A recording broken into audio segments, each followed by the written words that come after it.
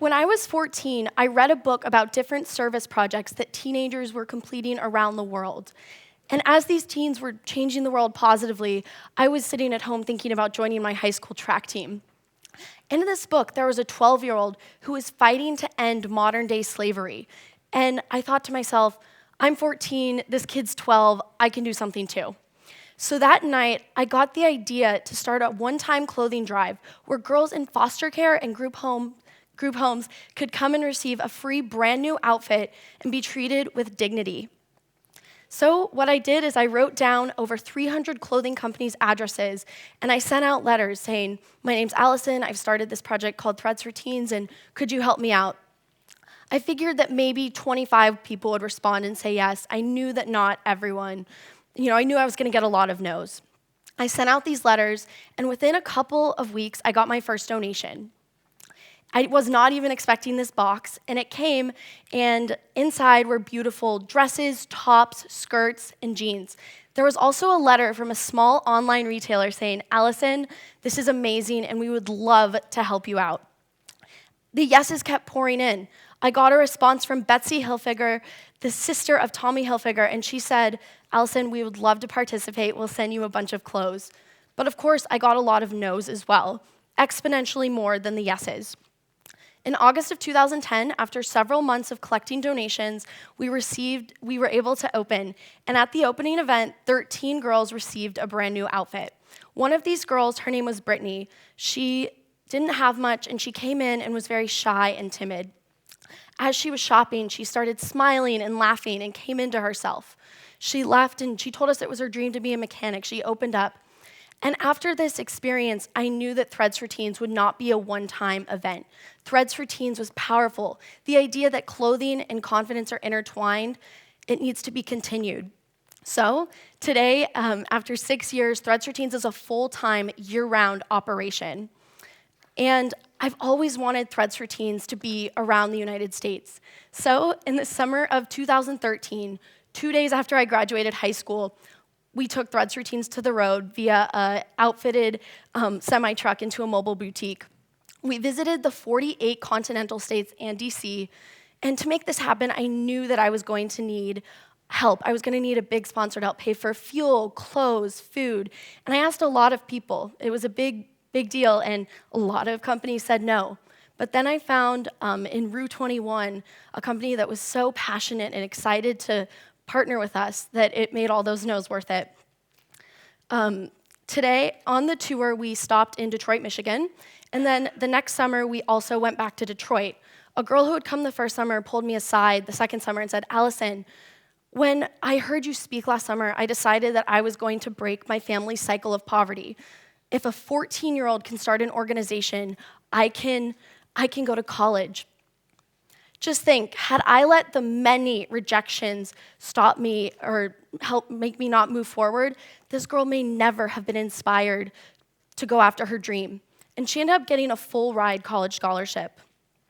Through all of this, we've gone on 3 tours, logging over 30,000 miles, and outfitting over 3,700 girls. Now we have a permanent boutique in San Francisco, and I actually just flew here from San Antonio, opening our second location. Through all of this, I've learned one very important thing, that rejection is an opportunity. It is nothing to be afraid of. I'm pretty sure that I get rejected on a daily basis. Several months ago, I received my rejection from a very famous and powerful businesswoman. Let's call her Jane. She started a billion-dollar clothing empire, and I would love to speak with her to get advice about Threads for Teens. So after several months of sending her emails, leaving her voicemails, her assistant got back to me and said, Allyson, this sounds awesome, but Jane's really busy. She can't talk to you. And instead of letting this, make me feel badly about myself or be upset that she didn't respond, I'm like, yes, this is amazing. She rejected me. And I'm going to tell you why this is awesome. Right now, I'm on Jane's assistant's radar, at least. If she needs to talk to someone about girl empowerment, about youth philanthropy, about Threads for Teens, she could think of me. Secondly, and this is the most important point, no only means no today. It does not mean no 1 month, 3 months, 6 months, 1 year, 2 years down the line. People are busy. I'm busy. Sometimes I have to turn people down. Back in 2010, when I was first sending out donation letters, I sent one to Claire's, and I asked them to donate, and over the span of 3 years, I sent a lot of letters to them. They rejected me 5 times before they finally said yes and are now one of our great sponsors. No gives us a lot of information about how to proceed in the future. When I first started, I sent letters to the wrong department. I sent them to customer service departments who really can't give donations. And since then, I've learned, you need to send to marketing or the executive office. So when you get rejected, think about why someone said no and what you can do to turn that into a yes in the future. Of course, it can hurt when someone says no. I've been rejected from sports teams, when asking guys to sorority formals and date nights, and I even once asked Adam Lambert from American Idol for a kiss on the cheek, and he said no, rightfully so. So what you need to do is, it's easier said than done to get over rejection, but what you can do is you can think about what makes you flow, what makes you relax. For me, I run, I play the harp, and that helps me put rejection into perspective. Now, to keep this presentation scientific, I developed a framework for how to deal with rejection. And 1, ask. 2, be rejected. 3, move on. 3, repeat. 4, move on. And the great thing about this is that it can apply to any situation. You can ask someone to prom, you can apply to Penn, you can open a restaurant, whatever you want to do, this applies. I was in Cheyenne, Wyoming a couple of summers ago for the tour, and I met a girl named Kara who had been tossed from foster home to foster home. She was very shy when she walked into the mobile boutique, and by the end, she was in tears from receiving her 3 beautiful dresses, knowing that there are people that care about her and believe she's important. And for Threads for Teens, I have to cold call a lot of people, and it's really terrifying to call someone on the phone and ask for something. And I was talking to a famous supermodel turned wise businesswoman, Kathy Ireland, and she said to me, Allyson, this is not about you. Threads for Teens is not about you. You are working for these girls.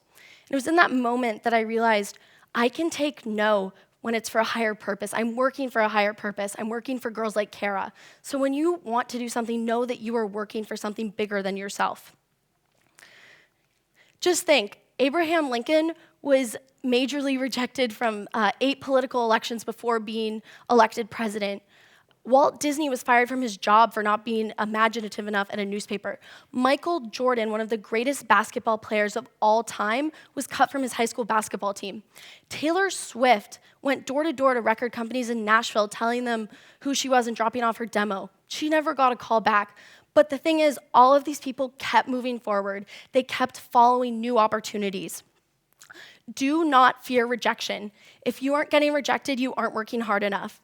Look at it as an opportunity. No does not mean no forever, just today. There are 7 billion people in the world, which means a lot of rejections and a lot of opportunities. And you want people on your side who believe in your vision and want to support you. Life is a waiting game, and only at certain points do we land on Monopoly's boardwalk. Now, thank you, everyone, and go out there and be rejected. Thanks.